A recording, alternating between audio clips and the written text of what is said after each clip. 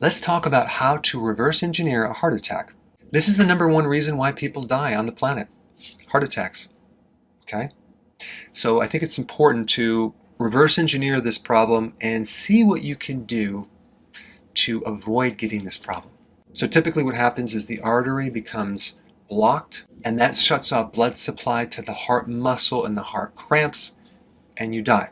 Now, if you can go into the future with a heart attack, and let's say you didn't die, but you had a heart attack, you might be reflecting back on your life and saying, gosh, what could I have done differently?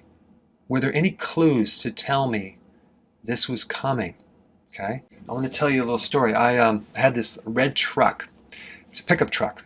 It's a piece of crap. And the engine was doing all these different things, and I noticed these lights were going on the dashboard.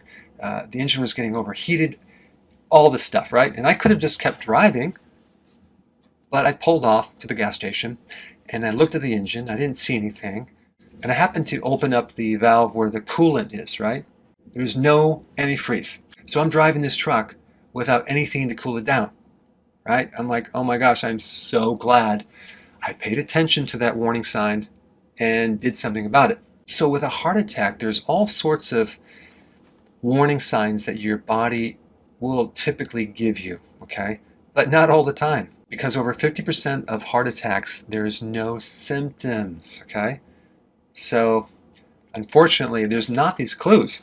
But when there is clues, that's a good thing. We should not ignore these clues. One of the biggest problems that I see with people is when they go to the doctor, they're covering up these clues with medications. Like, for example, shortness of breath, which could mean that there's a problem with the heart, and then the person gets on a medication called Atrovent to cover up that symptom, right? Problem is still there, but now we don't have the awareness that it's there. Then we have high blood pressure, right? Let's treat that with lisinopril. Cover up the symptom, problem's still there, right? But without the awareness.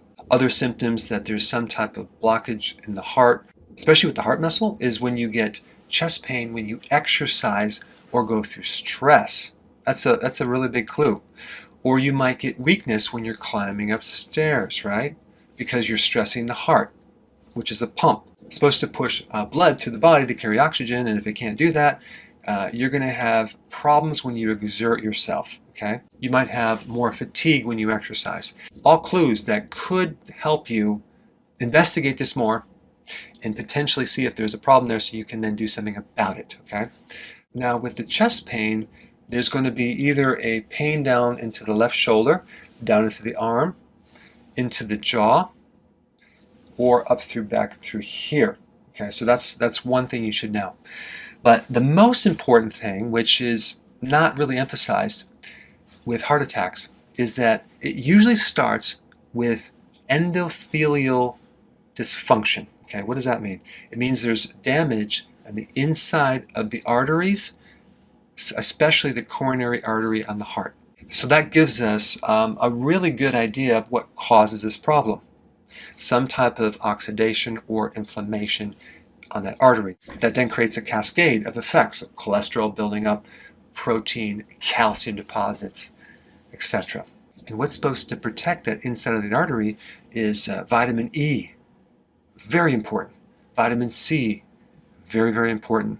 And one of the biggest things that will cause the destruction of vitamin E and vitamin C is, you guessed it, glucose and other types of sugars, as well as refined carbohydrates, okay? All those carbohydrates are going to deplete the antioxidants and create this inflammation in your arteries. And so if you're new to my channel, I put a link down below of what you need to do. If you've been watching my channel, this is just another reminder of why you should do healthy keto and intermittent fasting. And so you want to look at symptoms as warning signs, as communications from your body to tell you there's a problem. But symptoms are not the problem. And as you treat these symptoms, realize you must also understand the symptom and do something to actually fix the reason why it's there in the first place. Thank you so much for watching. I will see you in the next video.